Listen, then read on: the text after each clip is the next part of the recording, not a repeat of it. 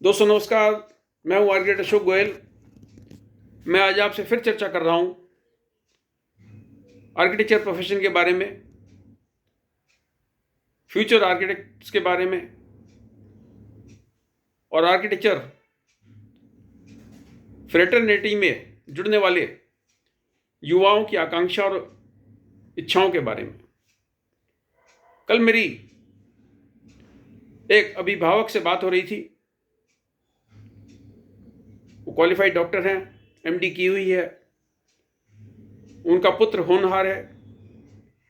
नई दिल्ली के प्रतिष्ठित school of planning and architecture से उसने कंजर्वेशन में मास्टर्स किया है। उन्होंने मुझे बताया कि दिसंबर में कन्वोकेशन में उसे डिग्री मिली है। नई दिल्ली के इस प्रतिष्ठित आर्किटेक्चर स्कूल में एडमिशन पाना ही अपने आप में एक चुनौती होता है और एक एडमिशन पाकर उसमें 2 साल पढ़ना अपने आप में एक अचीवमेंट होता है। ऐसा नहीं कि और आर्किटेक्चर कॉलेजेस में पढ़ाई का स्तर वो नहीं है जो एसपीए में है, लेकिन जैसे आईआईटी और अन्य इंजीनियरिंग कॉलेज में फ़र्क है, ऐसी एसपीए और अन्य आर्किटेक्चर कॉलेज में फ़र्क तो है। बहरहाल मामला ये नहीं था कि आर्किटेक्चर कॉलेज एसपीए अच्छा है या दूसरे बुरे हैं। मामला ये था, उन्होंने मेरे को कहा कि अशोक जी आप कुछ गाइड कीजिए कि मेरा बच्चा कहाँ नौकरी प्राप्त कर ले, किस तरीके से आगे उसको कोई अच्छी जॉब मिल जाए, सरकारी नौकरियां कितनी निकलती हैं, उसके लिए कैसे अप्लाई करते हैं। इस तरह की वो जानकारी मेरे से चाह रहे थे। उन्होंने मुझे बताया कि वो एक्सपेक्ट कर रहा है लड़का मेरा जिसने एमआर्च किया है कंजर्वेशन में कि उसको 60, 65, 70 हज़ार की कोई जॉब मिल जाए, और जो उसको नौकरियां ऑफर हो रही हैं वो 15-20 हज़ार से ज़्यादा की नहीं हो रही। उनको इस बात की चिंता थी कि 7 साल की पढ़ाई के बाद अगर इतनी धनराशि भी ना मिले और इतने प्रेस्टिजियस कॉलेज से पढ़ने के बाद भी अगर एक अच्छी नौकरी ना मिले तो आर्किटेक्चर की पढ़ाई करने का फ़ायदा क्या है। मैंने पहले भी अपने वीडियोस में बात उठाई है बार बार कि हमारे जैसे लोग जो 15 रुपये महीने में पढ़े हैं और उनको अगर 500 रुपये महीने की नौकरी भी 80 के दशक में मिल गई तो खर्चे का, मासिक खर्चे का 30 से 32 गुना उनको प्राप्त हो जाता था 500 रुपये महीने के हिसाब से भी। और आज अगर 25 से 30 हज़ार रुपये महीना खर्च करके खर्चा निकाल के भी आपको जीवन यापन करने के लिए पैसे नहीं मिल रहे तो एक बड़ी विडंबना की बात है। कई लोग मुझसे पूछते हैं कि अशोक जी आप लगातार आईआईए और सीओए की आलोचना करते रहते हो, सीओए यानी काउंसिल ऑफ आर्किटेक्चर की, यानी वास्तुकला परिषद की, तो इसमें उनका क्या कसूर है? ये तो मार्केट फोर्सेस तय करेंगी कि किस क्षेत्र में कितने रोजगार निकलेंगे, किस क्षेत्र में कितने लोगों की खपत होगी। इसमें आईआईए या सीओए क्या कर सकता है? आइए समझते हैं इसको।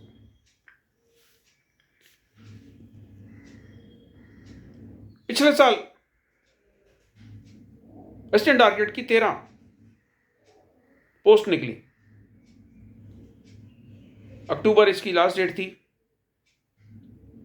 एप्लीकेंट्स के लिए अप्लाई करने की। यूपीएससी इसका इम्तहान कंडक्ट करता है और इसमें उम्र की सीमा निश्चित की हुई थी कि 30 साल, यानी अगर कोई व्यक्ति 31 साल का है तो इस असिस्टेंट आर्किटेक्ट की पोस्ट के लिए अप्लाई नहीं कर सकता। उसके अभी इम्तहान होने बाकी हैं।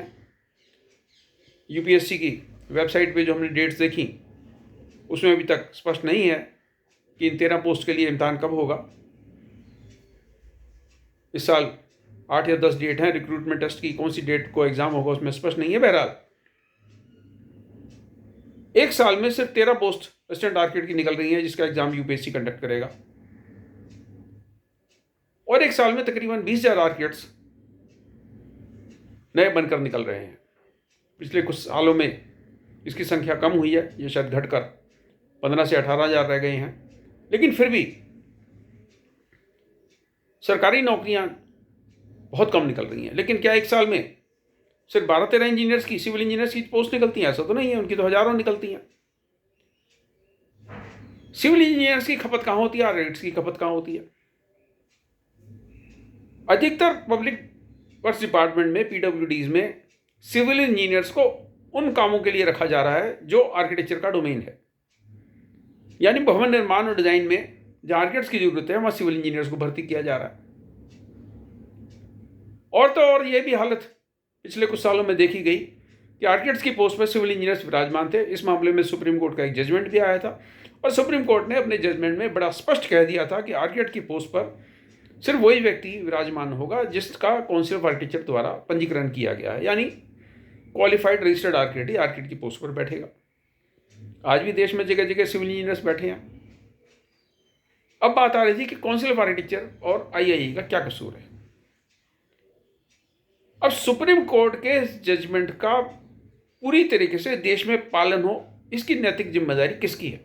क्या मेरी और आपकी है? क्या इंडिविजुअल आर्किटेक्ट इस मामले को आगे ले जाए? जब आर्किटेक्ट्स का एक संगठन है, इंडियन इंस्टीट्यूट ऑफ आर्किटेक्ट, देश में सैकड़ों उसके चैप्टर्स हैं, सैकड़ों उसके सब सेंटर्स हैं, तो ये लोग क्या कर रहे हैं? क्या इनकी नैतिक जिम्मेदारी नहीं बनती कि जो पैसा आर्किटेक्ट से ये लोग वार्षिक चंदे के रूप में लेते हैं, उस पैसे का उपयोग आर्किटेक्ट्स के अधिकारों की रक्षा के लिए की जाए? ऐसा तो नहीं हो रहा। ये उस धनराशि को किस चीज में खर्च करते हैं? कभी राजस्थान में कोई सम्मेलन होता है, कभी छत्तीसगढ़ में कोई सम्मेलन होता है, कभी हैदराबाद में कोई सम्मेलन होता है, वहां संगीत का प्रोग्राम होता है, अवार्ड सेरेमनी होती है, सीनियर आर्किटेक्ट्स को बुला के उनको अवार्ड दे दिए जाते हैं। किसी को लाइफ टाइम अचीवमेंट अवार्ड दे रहे हैं, किसी से सस्टेनेबल आर्किटेक्चर पे, स्मार्ट सिटी पे चर्चा कर लेते हैं। जब इंजीनियर संगठित हैं, अभी सुप्रीम कोर्ट का जजमेंट आया था जिसमें आर्किटेक्ट्स एक्ट को विस्तृत रूप से समझाया गया था कि बिल्डिंग कंस्ट्रक्शन पे सिर्फ आर्किटेक्ट्स का एक अधिकार नहीं है। और काउंसिल ऑफ आर्किटेक्चर ने आर्किटेक्ट्स एक्ट में अमेंडमेंट के लिए प्रस्ताव भेजा तो सिविल इंजीनियर्स का संगठन खड़ा हो गया कि आर्किटेक्ट्स एक्ट में यह अमेंडमेंट किसी भी हालत में पास नहीं होना चाहिए। अब आर्किटेक्ट्स एक्ट में क्या है और सुप्रीम कोर्ट का जजमेंट क्या है, मेरे को बताने की जरूरत नहीं है, सर्वविदित है। लेकिन देश भर में अगर आर्किटेक्ट्स की वैकेंसियां नहीं निकल रही और सिविल इंजीनियर्स की निकल रही हैं, तो उनकी वैकेंसियों की मांग कौन करेगा? काउंसिल ऑफ आर्किटेक्चर का दायित्व बनता है और आईआईई का दायित्व बनता है। क्या काउंसिल ऑफ आर्किटेक्चर का काम सिर्फ आर्किटेक्ट्स का रजिस्टर मेंटेन करना है? क्या काउंसिल ऑफ आर्किटेक्चर का काम सिर्फ एजुकेशन को रेगुलेट करना है या प्रोफेशन को रेगुलेट करना है? आर्किटेक्ट्स के अधिकारों के लिए जो भी पहल करनी है वो कौन करेगा? इसलिए मैं बार बार अपने वीडियोस में बात कहता हूं कि सभी सीनियर आर्किटेक्ट्स को सक्रिय होना पड़ेगा। इन लोगों को सरकार के साथ संवाद स्थापित करना पड़ेगा कि देश भर में इतना सारा निर्माण कार्य हो रहा है, सरकार की तरफ से इतना सारा निर्माण कार्य हो रहा है, भले ही आप उसके टेंडर इनवाइट कर रहे हैं, भले ही आप भवन निर्माण का काम इंजीनियर्स को दे रहे हैं, भवन निर्माण का काम किसी भी बड़ी कंस्ट्रक्शन कंपनी को दे रहे हैं, लेकिन जो सरकारी विभाग हैं जिनकी देखरेख में सारा काम चलेगा, उसमें जितनी नियुक्ति इंजीनियर्स की हो रही है उतनी नियुक्ति आर्किटेक्ट्स की भी तो हो। जहां पर आर्किटेक्ट की पोस्ट पे इंजीनियर्स बैठे हैं उनकी जगह आर्किटेक्ट्स की नियुक्ति हो। इतना बड़ा देश है, इतना सारा निर्माण कार्य हो रहा है, इतनी सारी सीमेंट की कंपनियां लगातार सीमेंट बना रही है, सारी सीमेंट और ये सारा निर्माण कहां जा रहा है? और फिर मेरे पास एक अभिभावक का फोन आता है कि school of planning and architecture से कंजर्वेशन में एमआरस की हुई है और उसको एक जीवन यापन करने के लिए नौकरी भी नहीं मिल रही। तो ये सारी विसंगतियां क्यों हैं? क्यों देश भर की डेवलपमेंट अथॉरिटीज, म्यूनिसिपल कमेटी से आज भी आर्किटेक्ट से रजिस्ट्रेशन के नाम पर पैसा वसूल रही हैं? काउंसिल ऑफ आर्किटेक्चर उनको एक पत्र लिख देते हैं, काउंसिल ऑफ आर्किटेक्चर उन पर कंटेम्प्ट ऑफ कोर्ट का मुकदमा क्यों नहीं दर्ज करते? काउंसिल ऑफ आर्किटेक्चर के सीनियर पदाधिकारी कहते हैं एग्रीड पार्टी कर सकती है, हम नहीं कर सकते। अब कोई इंडिविजुअल किसी राज्य में प्रैक्टिस कर रहा है, वो अगर उस राज्य की डेवलपमेंट अथॉरिटी पे या म्यूनसिपल कमेटी पे मुकदमा कर देगा तो आप सोच सकते हैं कि वो उस डेवलपमेंट अथॉरिटी या म्यूनसिपल कमेटी में बिल्डिंग प्लान सबमिट करेगा और उसके पास हो जाएंगे? क्या उसका विक्टिमाइजेशन नहीं होगा? ये बातें क्या मुझे किसी को समझाने की जरूरत है? आईआईए वाले क्या कर रहे हैं? फिर से एक सम्मेलन होगा, पता नहीं हैदराबाद में होगा या राजस्थान में होगा या छत्तीसगढ़ में होगा, जहां पर पुरस्कार वितरण समारोह होगा। फिर से कोई खेल मैच का आयोजन होगा, आईपीएल होता है इनका, इनके संगीत समारोह होते हैं। मुझे बताया गया है कि पिछले 1 साल में लगभग 50 आर्किटेक्चर कॉलेज बंद हो गए। हाल ही में हमने कुछ ऐसे समाचार पढ़े कि एक राज्य में, एक पॉलिटेक्निक में डिप्लोमा आर्किटेक्चर में सिर्फ एक ही छात्र ने एडमिशन लिया। उस इकलौती छात्रा को 3 साल तक टीचर्स पढ़ाएंगे, उसके लिए क्लासेस लगेंगी। कितनी उच्च स्तर की बर्बादी होगी इंफ्रास्ट्रक्चर की एक छात्रा को पढ़ाने के लिए। तो ऐसा क्यों हो रहा है? ऐसा सिविल इंजीनियर्स का तो सुनने में नहीं आया कि डिप्लोमा सिविल में सारी सीटें खाली चली गई या एक छात्र के लिए क्लासेस लग रही हैं। इस पर कोई विचार करने को तैयार नहीं है, इस पर कोई चर्चा करने को तैयार नहीं है। सीनियर आर्किटेक्ट्स का कहना है कि अशोक जी आप नेगेटिविटी फैलाते हो। मैं आपके सामने तथ्य रख रहा हूं, मैं आपके सामने निवेदन कर रहा हूं कि अब नहीं चेते तो कभी नहीं चेतोगे, अब नहीं जागे तो कभी नहीं जागोगे। सीनियर आर्किटेक्ट्स के इतने सारे संपर्क हैं, उनके इतने सारे संपर्क सूत्र हैं, बड़े बड़े लोग प्रोजेक्ट हासिल करते हैं, बड़े बड़े सरकारी अधिकारियों के साथ स्टेज शेयर करते हैं। तो क्यों नहीं अपने प्रभाव को, क्यों नहीं अपने इन्फ्लुएंस से उन लोगों को प्रेरित करते हैं कि फ्यूचर आर्किटेक्ट्स के लिए सरकारी विभागों में नौकरियों को सुनिश्चित किया जाए, उनके लिए जॉब्स को सुनिश्चित किया जाए, उनके लिए नई अपॉर्चुनिटीज को डेवलप किया जाए। ये सारे सीनियर आर्किटेक्ट सिर्फ अपने लिए प्रोजेक्ट हासिल करने में सक्रिय हैं। बड़े सारे मैंने लोगों के साथ सेमिनार अटेंड किए हैं, इनकी बातचीत सुनी है, कहीं मुझे कोई ऐसी चर्चा नहीं दिखाई दी जहां पर इन लोगों ने बैठ के इस मामले पे कोई विचार विमर्श किया हो कि हम फ्यूचर जनरेशन के लिए क्या करने वाले। जो विसंगतियां सामने दिखाई दे रही हैं, जो परिस्थितियां सामने दिखाई दे रही हैं, उसमें भी किसी प्रकार की कोई चर्चा नहीं हो रही।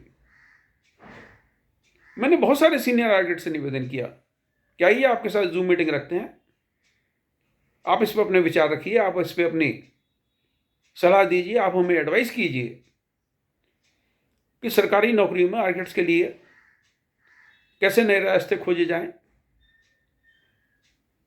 किस प्रकार से ऐसी व्यवस्था की जाए कि आर्किटेक्ट्स को, फ्यूचर आर्किटेक्ट्स को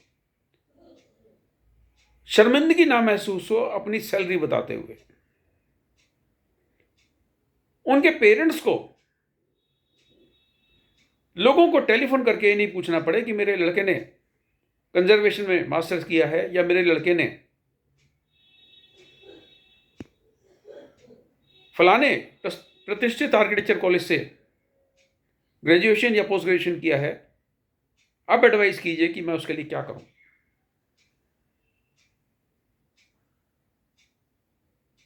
इसलिए जब मेरे से लोग कहते हैं कि आईआईए या सीओए का क्या कसूर है, तो आप तय कीजिए किसका कसूर है।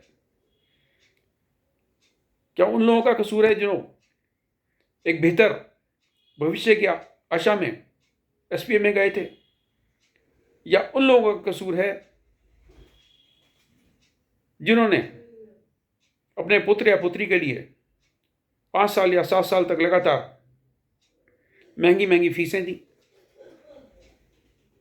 उनके साथ लगातार खड़े रहे। और सब लोग जानते हैं कि आर्किटेक्चर प्रोफेशन में पेरेंट्स का कितना योगदान रहता है, तो क्या उनका कसूर है? आप मुझे बताएं, आईएई का कसूर नहीं, सीओई का कसूर नहीं, तो किसका कसूर है? आप भी अपने सुझाव दीजिए। अगर आपको लगता है कि मेरी बातचीत में जो बातें कही गई उनसे आप सहमत हैं, तो इस बातचीत को, सिलसिले को आगे बढ़ाइए। शुभकामनाएं, नमस्कार।